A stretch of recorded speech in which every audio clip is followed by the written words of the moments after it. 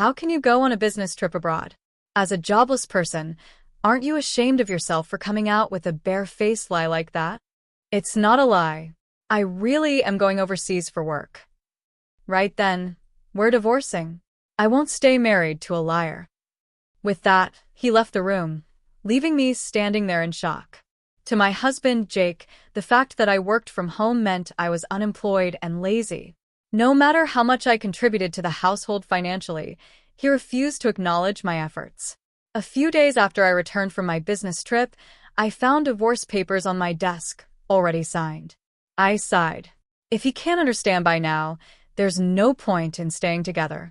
Without hesitation, I signed the divorce papers and headed to the state court. My name is Hannah Robinson. I'm 29 years old. My soon-to-be ex-husband, Jake, is 30. We started dating in college and got married when I was 25. Our relationship was more like best friends than passionate lovers. We spoke our minds freely, which was mostly a good thing, but sometimes it led to unexpected turns. One of those moments came when I shared my dream with him. I had always wanted to run my own online imported goods store. The dream started when I worked part-time at a boutique during college. I loved foreign designs, and over time, I became captivated by the idea of curating and selling them myself. After graduating, I took a full-time job at the same boutique, but I never let go of my goal. I envisioned a store filled with my favorite foreign goods, delivering them to customers who would appreciate their uniqueness. My parents and friends encouraged me. They said things like, "Good luck. You'll surely succeed." I had hoped Jake would be just as supportive. One evening, I decided to bring it up. "Hey, Jake, you know how I've been talking about opening my own shop for a while, right?" I asked casually. He let out an exaggerated sigh. "Oh, not this again. It's not going to work if you do it on a whim. You should just quit." I frowned. "Why would you say that?" "It's not a whim. I've been thinking about this for years." "Impossible is impossible, Hannah. Life isn't as sweet as you think it is." His dismissive tone struck a nerve. "Why do you always shut down my ideas before even considering them?" My voice was louder than I intended, but I was hurt. Jake gave me a cold stare, his expression filled with disbelief. "Then tell me, what's your plan if this venture of yours doesn't take off?" "Well, I don't expect immediate success, but—" "And what about your income until then?" he interrupted. "We split the rent and expenses now. Are you telling me I have to cover it all?" I shook my head. "No, that's not what I'm saying. I have savings for my initial investment, and I'll still pay my share of the rent." "Oh, really?"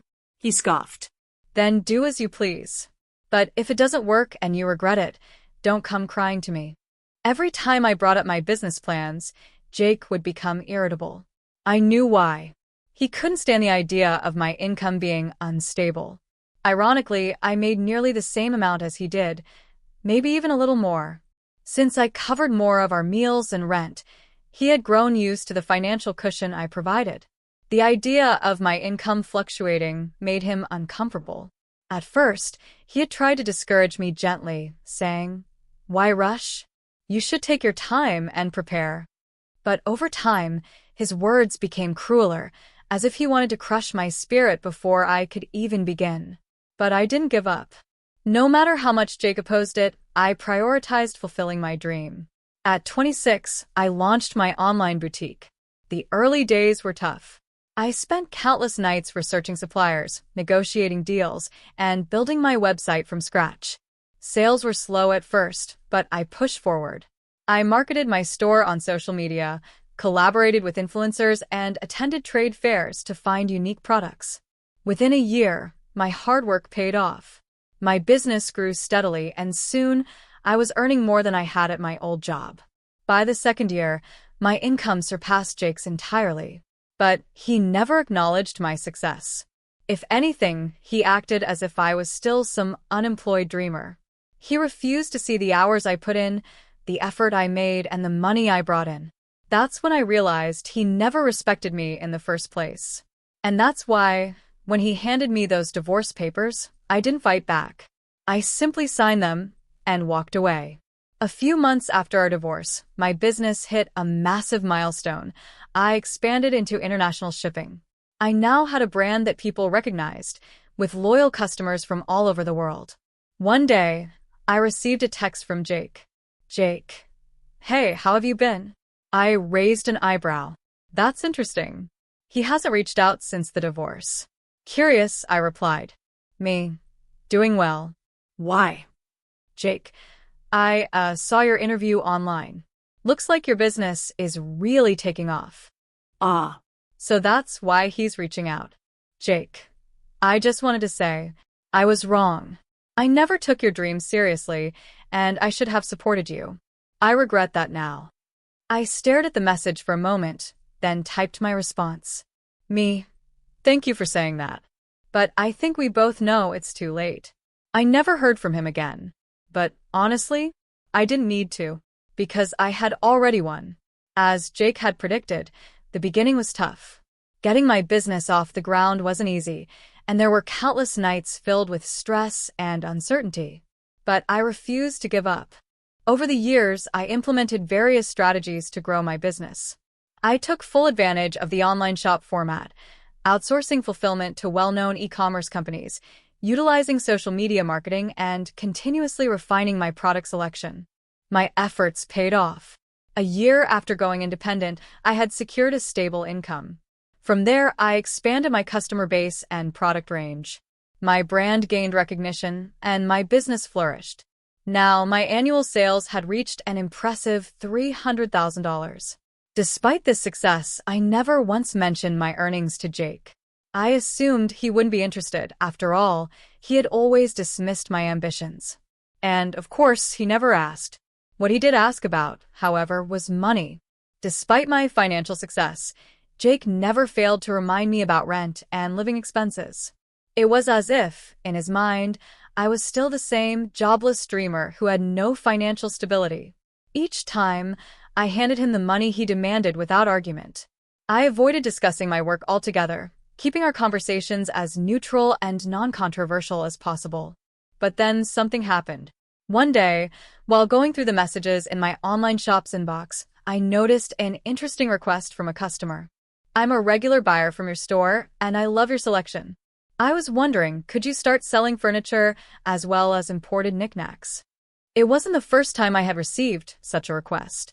Over the past few months, multiple customers had suggested I expand into furniture sales.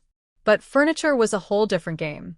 Unlike small decorative items, furniture required a far more careful approach. The costs were higher, the logistics more complicated, and the risk of quality issues greater, especially when dealing with international suppliers. Even though I had worked at an import shop before, I knew sourcing furniture without personally inspecting it could lead to trouble. Still, the idea intrigued me. I needed guidance. Without hesitation, I picked up the phone and dialed the number of someone I deeply respected, Maggie, my former boss at the import boutique where I had worked years ago. The line rang twice before I heard her warm, familiar voice. Hannah? Wow, it's been a while. How have you been? She said, her tone genuinely excited. I've been doing well. Actually, I replied with a smile. I wanted to reach out because I need some advice. Of course. Tell me what's on your mind. Well, I've had multiple requests from customers asking if I could start selling furniture. I love the idea, but I also know it's a big leap. I wanted to ask, how did you source your inventory when you ran the store? Maggie was silent for a moment, as if considering my words carefully. You're right. Furniture is a challenge. But if done right, it can be incredibly profitable. I have a long-standing relationship with an overseas supplier who specializes in handcrafted furniture. I could put you in touch with them, and maybe they'd be open to working with you. Excitement bubbled up inside me. Really? That would be amazing. Of course, Hannah. You were always one of my best employees. I'd love to see you expand your business. True to her word, Maggie contacted her supplier, and after some discussion, they agreed to collaborate with me. There was just one catch. If I wanted to ensure the quality of the furniture and build a successful partnership, I needed to travel abroad to inspect the products in person. And that meant I had to tell Jake. That night, I sat across from Jake at the dinner table, mentally preparing myself for the conversation ahead. I took a deep breath. Jake, there's something I need to talk to you about. He barely looked up from his phone. What is it? My business is expanding, I began. I've been getting a lot of requests to start selling furniture, and I found a supplier overseas. I need to travel to finalize the deal. Jake scoffed, finally setting his phone down. Are you serious? You're actually planning to go abroad for this business of yours? I frowned. Yes. It's an important step for my company. I need to personally check the quality of the furniture before I agree to sell it. Jake leaned back in his chair, crossing his arms. And who's paying for this little adventure? I bit back my irritation. I am. My business is doing well, and I've budgeted for the trip. He laughed dryly. I don't get why you're still wasting time on this. You act like you're some big-time entrepreneur, but let's be real. Working from home doesn't count as a real job. I clenched my fists under the table. I had been patient. I had endured his dismissiveness for years. But in that moment, I realized something. No matter how successful I became, Jake would never acknowledge my achievements. To him, I would always be the jobless dreamer who didn't deserve to be taken seriously. But I knew the truth. And soon so would he. One evening, as Jake scrolled mindlessly through his phone, I took a deep breath and approached him cautiously. Jake, about the week after next, would it be okay if I'm away for about a week? He barely glanced up. A week? Why so long? Well, I might have to go abroad for work, with Maggie from the boutique I used to work at. At that, he finally looked at me, his expression twisting into one of mockery. Ha, abroad? If you're going to lie, at least make it believable. I blinked in confusion. What? Jake leaned forward, pointing a finger at me. You? Going overseas for work? You're practically unemployed. What are you even talking about? I clenched my fists. Wait a minute. You know I run an online shop. This trip is for sourcing new items, furniture specifically. A customer request prompted it. He let out a dry laugh. So, you think I'll just believe you because you slapped the word work onto your little hobby? Your amateur shop can only go so far. Think what you want, I said, keeping my voice steady. But our sales are strong, and our customer base is growing steadily. Jake scoffed, grabbing a beer from the fridge. Whatever. Either way, I won't allow it. You, of all people, leaving home for an entire week? Not happening. And with that, he stomped off to the bathroom. I exhaled a long, weary sigh. Why couldn't he even try to understand? Just because he didn't approve of my work, did it mean he had to belittle it at every opportunity? Still, I couldn't just leave without his knowledge. I had to persuade him somehow, even if it was the last time I ever had to. The next evening, when Jake returned home from work, I decided to try again. Jake, about yesterday. I'm tired, he interrupted coldly. I don't have time for your lies. I inhaled sharply. I'm not lying. I really have to go abroad for work. His eyes darkened as he looked down at me, his lips curling into a smirk. Oh, really? Then I guess this is it. I frowned. What are you talking about? I can't stand liars. Especially pointless, pathetic people like you. Always trying to show off as if you're successful. My breath caught in my throat. I wasn't trying to. Shut up. His voice was ice. You just want to use some lame excuse to go on a vacation abroad. Let me guess, your boss is a man, too, right? What? That's ridiculous. Maggie is. I don't care. He straightened, sneering down at me. Divorce. That's what I'm saying. I'll be filing for property division, too. And with that, he stormed out of the room. Something inside me snapped. How dare he? After everything I had built, everything I had worked for, he still looked down on me, like I was nothing. Like he was superior simply because he worked in an office, while I worked from home. Enough was enough. If he wanted to fight, fine. But I would no longer ask for permission. From that moment on, I did as I pleased. 2 weeks later, I boarded my flight overseas as scheduled, alongside Maggie. Upon arrival in the UK, we went straight to meet our suppliers. I spent the next few days carefully inspecting the furniture and accessories I intended to sell in my boutique. And when business was done, I allowed myself one day to simply enjoy the moment. Maggie and I explored the city, indulging in good food and taking in the sights. For the first time in a long while, I felt free. But of course, my phone told a different story. Message after message from Jake flooded my inbox. You didn't actually go overseas, did you? Get back here right now. I'll forgive you if you come home today. Time's up. We're getting divorced, you worthless woman. I read every message, feeling my irritation rise with each one. But I didn't reply. I knew better. Any response would only escalate the situation, and I refused to let him ruin this moment for me. Instead, I put my phone away, took a deep breath, and focused on the life I was building. One where I wasn't held back by someone who refused to see my worth. As my business trip ended, I bid farewell to Maggie at the airport and boarded my flight home. The journey was peaceful, but as I neared home, an uneasy feeling settled in my stomach. Facing Jake was inevitable. But this time, I was not going to back down. I stepped up to the front door, inhaled deeply, and pushed it open. I'm home, I said, my voice steady. Whatever happened next, I was ready. The house was eerily silent. No welcome back. No sign of life. I flicked on the lights and immediately felt my stomach turn. Laundry was scattered across the floor, leaving barely any space to step. The sink was overflowing with dirty dishes and empty instant noodle containers, crusted over from days, maybe weeks, of neglect. It was disgusting. With a sigh, I made my way to the living room, but something caught my eye on the desk.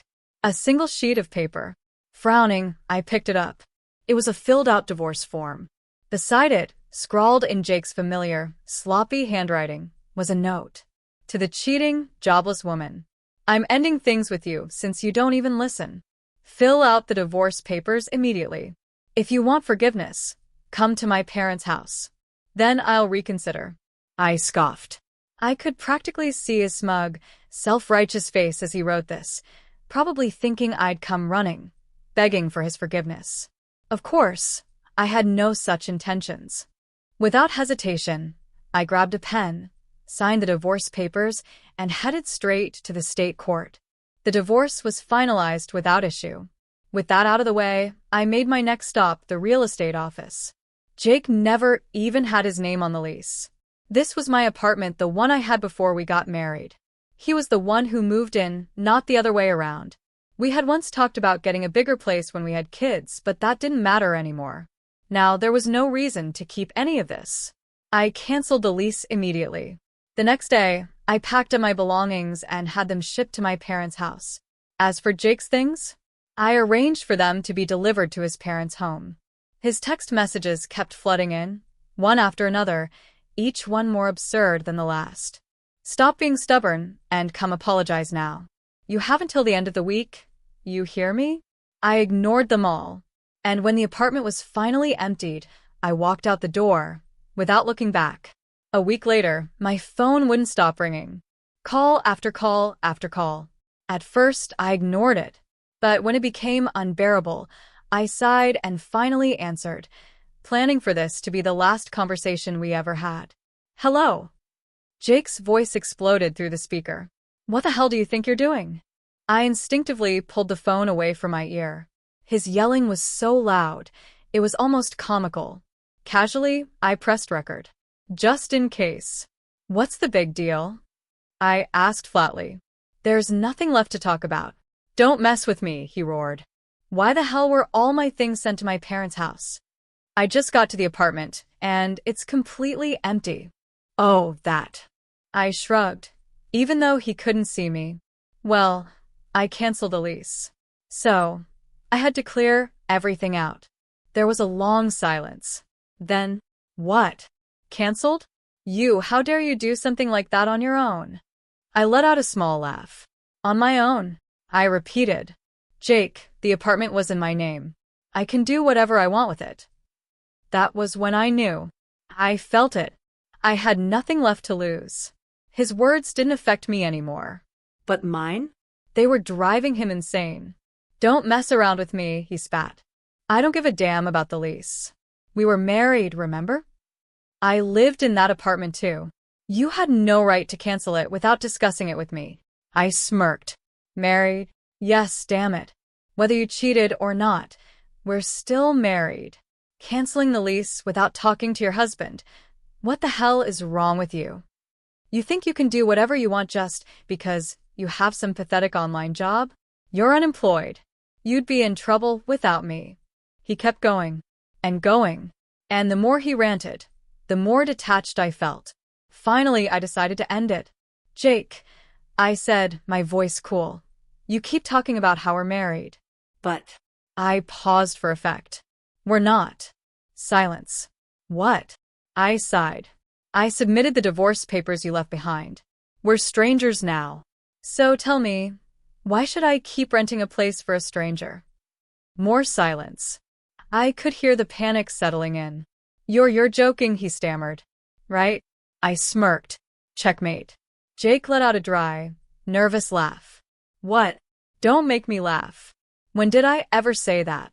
But his voice lacked confidence. He was caught off guard. Speechless. I seized the moment. All the frustration, anger, and resentment I had bottled up for years came flooding out. You've looked down on me this entire time. I snapped. Jake, I'm not some jobless loser like you think I am. I didn't cheat on you. I traveled abroad for work to expand my business and cater to my clients. If you refuse to believe that, fine.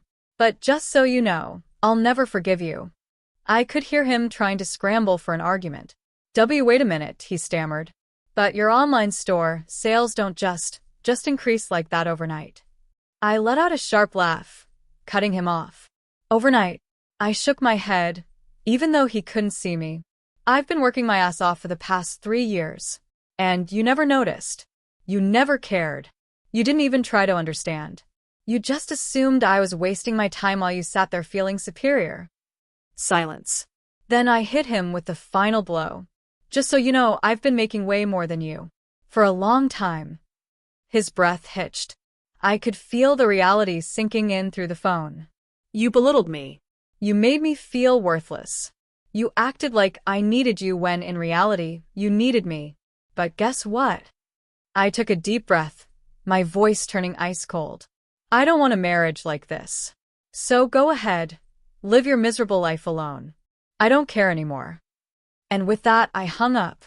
I immediately deleted his contact, blocked his number, and cut off every means of communication. For the first time in years, I felt free. It seems Jake finally realized the truth. After our call, word about my online store spread. Mutual friends started talking, and he finally grasped just how successful I'd become. One day, he even showed up at my parents' house, demanding to see me. But my dad shut the door in his face. I later heard that when his own parents found out how he had treated me, they kicked him out.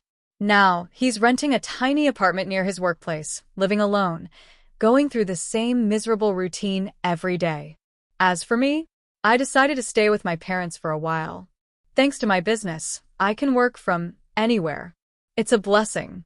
Their house is old, so I'm even planning to renovate it soon. And the best part? I no longer have to ask for permission to live my life. I can travel abroad whenever I want. I can grow my business without limits. Yes, I have a divorce on my record, but I have zero regrets.